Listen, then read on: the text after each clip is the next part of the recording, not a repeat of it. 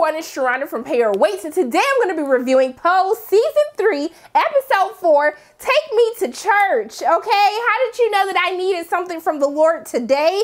I was totally here for this episode. Let me not waste no time. Let me just get into it. So Pray Tell was tossing and turning in his sleep, sweating, drenched in sweat, waking up every couple minutes, couple hours, and basically having to put on new sheets. And shout out to the music supervisor for As Yet Untitled, played by Terrence Tent D'Arby. I was just like, thank you for this blessing, because whoever this is, I think we all need to do a GoFundMe to give this person a bonus, because you have been blessing our souls for this entire season so far, and I'm just totally here for it. But we see that Pray Tell has a swollen lymph node. We see this lump as he looks in the mirror, and typically when this happens, you know that this is like swollen lymph nodes. This means that the immune system is weak with HIV or AIDS patients. And as we see when Pray Tell goes to the doctor basically tells him that he has AIDS-related lymphoma, which means that he has cancer. And so he asks for a prognosis. The doctor tells him, hey, your body's too weak for me to do any type of treatment, so there's nothing we can do, and you have at most 6 months to live. So Pray Tell makes the decision that he wants to make sure that he spends his last days telling like everyone that he loves them, he cares for them, but he wants to make amends. So we find him on a bus going to Pittsburgh, and I just want to say that the casting choices for his family, for Anna Maria Horsford as his mom, Jackée Harry, Janet Hubert as his aunts, I was just like, whoever came up with this, I was just like, you guys, you need, like, give them all the Emmys just for casting this these women as Pray Tell's family, because I was totally here for every single moment on the screen. But Pray Tell didn't waste no time having a talk with the women that he loved and basically telling them that he has AIDS and that he's dying. And so his mother storms out. She's upset. Then his, I'm going to say Viv, so y'all know who I'm talking about, because I forgot what their names were. And basically she was like, I'm going to pray to save your soul from eternal damnation. You know what? Like everybody's like church going family starts to start doing. Like, I pray for your soul every day. So I'm going to say, I pray for your soul, girl. I'm like, sis, like, did something happen? Like, what is going on right now? But I'm happy that, you know, after she says, like, God made you in his image and everything else is a choice, that Pray Tell basically tells her, like, the reason, sometimes I think that I wouldn't have this disease if you would not have, if the church hadn't have shunned us away. And that's something that we see so much. There's so many people a part of the LGBTQ plus community that love the Lord, that want to be a part of a church community, but because of the church and these rules created by man, they basically say, hey, like, you're not allowed here. We can't let you do this here. And so many people are turned away from the church. And, you know, this is where they get a lot of their guidance, like, because a lot of people's families aren't as accepting. And so I'm happy that Pray Tell is really reconciling with his relationship with religion. And I know that this seems to be so hard for someone like Pray Tell, whose life was literally engulfed into the church. Like, this was his life. This is all that he knew. And as soon as he was able to be free and live and know who he was turned away from the people who have raised him, the people who have said that they will love him. And I just felt all of that pain and really the trauma that he had been through. You feel that in every interaction that he has with someone from his family, but also too, as we see later in the episode, of him going to the church. And so we see that his aunt tells him, his other aunt, played by Jackée, basically says, like, hey, I love you. I'm going to be here until the end for you, like, whatever you need. But then we see his raggedy church aunt basically says, like, hey, come to the church with me. You going to get a treat out of this. Wait till you find out who the pastor is. And I was just like, oh, who the pastor? Tell me who the pastor. But before we even get into who the pastor of the church is, let me tell y'all something. When I say I didn't have no more shoes left from throwing all my shoes at the screen, just throwing my shoes at the screen the entire time, as soon as I saw Lettucey and B. Slade, which is really interesting. If you know the backstory of his, especially with the church and wanting to sing gospel and being openly gay, I thought that it was just so powerful to see him a part of an episode like this. But to see them singing My Tribute to God Be the Glory, baby, When I say they sang that dang old song, see, I almost cursed. But I was like, you know what? They was in the house of the Lord, so I'm going to be respectful in this video. But when I say they sang the words of this song, I had chills. Okay, if this was the altar call song, I would have gave my life to the Lord right then and there after hearing them sing this. I just said, I threw my whole shoe. I would throw my shoe at the camera right now, but it's too expensive. I don't want to have to buy another camera. But just know, shoes were thrown, okay? The song was sang. When Ledisi was singing by herself and then he came in on top of that, I just said, Lord, I wasn't ready. I wasn't ready. So, I'm sorry, I just need to take a moment. And I know y'all probably had to take a moment as well. But we see the pastor come in, played by Norm Lewis. His name is Vernon. And so we find out the tea on the street is that Pastor Vernon used to mess with Prayerful, aka Pray Tell, back in the day. And then this man didn't end up marrying Pray Tell's best friend from high school named Ebony, his best friend, who knew that Pray Tell and Vernon was messing around. So I was just like, the tea is popping hot today. This the pastor? Him talking about he done been delivered. I've been delivered, okay? He said he ain't gay no more. And I was just like, now, sir, that's not how this goes, okay? You can't pray away who you are. But he basically says, he hasn't resolved. He said that he resolved him being gay. And that basically, like, Pray Tell, like, you know, this is my home now. And when Pray Tell was like, I thought I was your home. I thought you said I was your home. I said, Pray Tell, spill the tea. Tell me what else, Pray Tell. What else did Pastor Vernon say to you? When he said I was your home, I said, this too much. This is just too much for me. So he's basically telling him, like, hey, here's, like, you can turn your life around. You can be just like me. You can let go of all those thoughts. You can be a different person if you just get down on your knees to the Lord. And when Pray Tell said, I have been on my knees and I have received many blessings from many men, I said, Pray Tell, I cannot do this with you today. The fact that this whole conversation is taking place in the church as well, I was just like, I can't do it.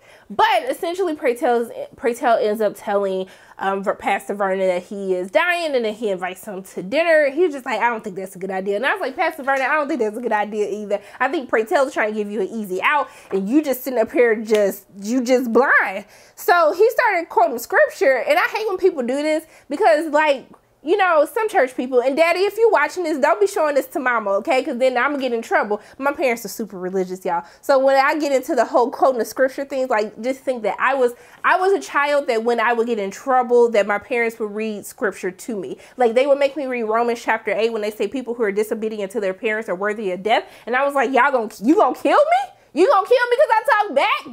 That's how they were treating the kids back in biblical days. So just let you know, this episode, it hit a little different for me. And so he's sitting here quoting scriptures while he basically is gay and hiding the fact that he is gay, or just lying to himself that he is gay. So I was just really confused about that. So we see that he ends up having a conversation with, you know, his mother when he gets home, and we see that his mom makes a comment that says, like, I knew you were going to get this disease when you said you were gay. And I was just like, how in the hell can you say that to your child? Like, are you being serious right now? But for those of you who do not know, it's really hard in the Black community coming out to your family, because it's not as accepted in the Black community as it is in other communities, you know, being gay. Like, it's a really huge stigma in the Black community. And so when he says how hurtful is it to have a son who refuses the word of God, and she says that I care about your soul. I'm just like, sis, it seems like you care about your appearances and not necessarily your child, because you should be there to support your child no matter who they are, no matter who they love or what they decide to do, as long as they're not out here murdering people. I'm just saying. But yeah, so I was just like, I don't think you care about his soul. But when Pray Tell basically says that her husband, his stepfather was molesting him, and he told her, and she did nothing about it, I was like, ma'am, are you being serious right now? Like, what? Huh? How that make sense for me? So she basically says, like, you needed a father. And I was like, now, sis, I'm sure he needs a father. Let's go with you for a moment. I don't think he needs a father that's molesting him. I don't even understand how this was allowed, how you just let this go, how, like, you were so busy about keeping up the appearances that you have a happy home that you don't want to save your child. Whew.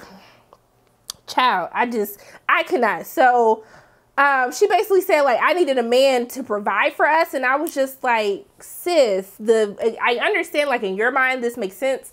And that these are viable, like, you know, viable defenses as to why you allow this man to be in the same house, under the same roof as he's molesting your son. But it don't make sense to me. It's not adding up for me. And so we see that, we go to a flashback of Pray Tell, and the little boy, Jordan Aaron Hall, who played Prayerful, he is so adorable, and that boy can sing, because when he started singing Oh Happy Day, I said, you better. He said, you know what, all of y'all talking about sister acting so good, hold my beer, or I mean, hold my water, because he a kid, shouldn't be saying hold my beer, but I was just like, you better sing Prayerful, okay? And so we see that afterwards, we see him and Vernon as kids, like, hey, you want to walk home? And then when they started playing Roberta Flack, like killing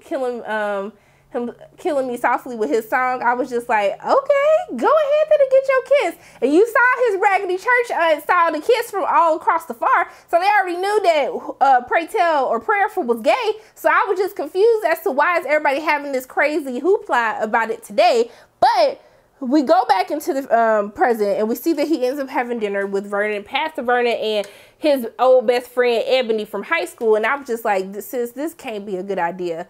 Sir, man, why would you? It couldn't be me. It couldn't be me. It couldn't be me. I'm not gonna invite somebody who used to make my man's toes curl. I'm just saying, I'm just probably happy. I just couldn't do it. I can't. I'm just too petty. I'm just not a mature person, I guess. But when she basically asks after the fact, because Pastor Vernon gets called away because one of the sisters at the church is passing away, God rest her soul. And then we see he was like, are you going to stay or you'll be here when I get back? What you need him to be there for when he get back? Huh?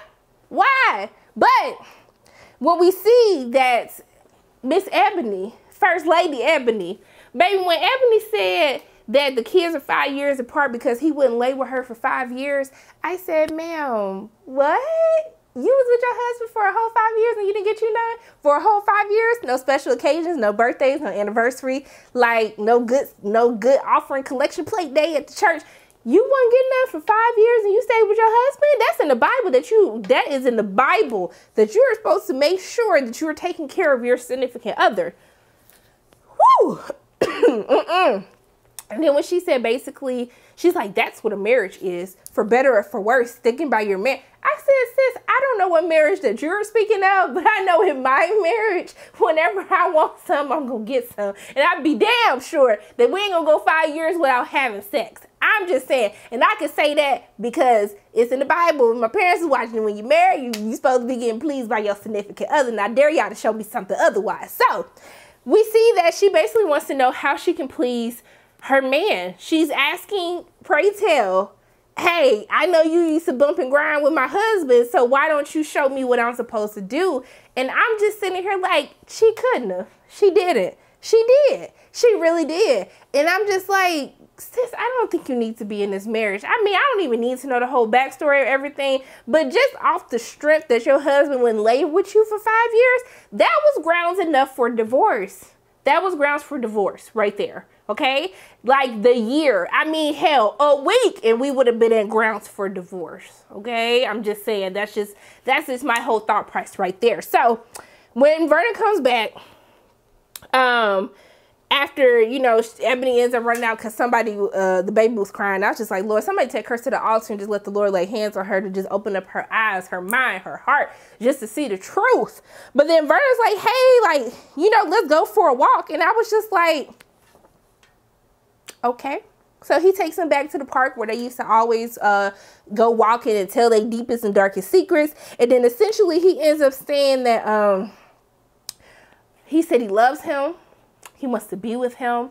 After seeing him, it's just opened his eyes and he don't want to live like this no more. And I said, sir, I thought you were just saying you could pray the gay away like a whole 10 minutes ago. And now all of a sudden after you see him Pray Tell one time, like, oh, so you actually want to be yourself now. So basically he says, I'm willing to risk it all. I understand that you're dying. I get it. But I don't want to live another moment without you. And then he ended up kissing him. But when Pray Tell told their prayer, like basically like, baby, help him. Lord, open his eyes and help him see what he cannot see. He tried to say a prayer for you. But he said, no, baby, I'm ready to risk it all. And so essentially Pray Tell tells him like, hey, this is when my bus is leaving. And he was like, I'll be there. They kiss. And I was just like, oh, okay, we finna shake the table real quick. I was like, let me see how this is going to fall out.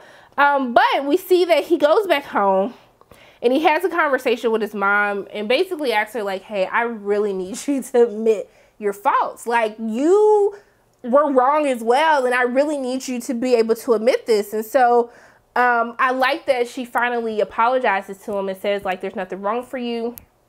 There's nothing wrong with you. And she basically asks for his forgiveness. And I love that scene of her holding her son and basically saying like, tell me about your God, like explain your God to me. I just thought that was so beautiful, and actually seeing her listen to him and to listen to his faith and his religion and what he believes in. I just thought that was so important. So after they basically make amends for one another and they forgive one another, she asked him to come to church.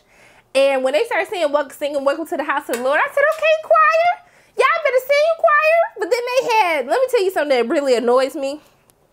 It's something that church people do. Now, I grew up in a Kojic church, and so I used to play the organ when I was a child. I played instruments and all of that. And so when they be like, hey, Sister Sharonda, why don't you come up and play a song? Sir, did you tell me in advance I was going to be playing a song? Did you tell me in advance you wanted me to? He be like, play that for a Lee. That for a Lee. I was like, sir, it's for a Lee. It's okay, though. I know what you're talking about. But did you give me time to practice that before you asked me to come up here and play in front of the whole church? You did not. So why are you just bum rushing me, calling me shot? Like, hey, come on, Sister Sharonda, and play us a song today. I used to hate when they did that. So when basically his raggedy church auntie told him, hey, come on, Pray Tell to sing for us, I was just like, I really hate when people do that. You could have just let him warm his vocal cords up. I mean, Pray Tell shut it down anyway. But I'm just saying, when Pray Tell started singing Jennifer Holliday, This Day,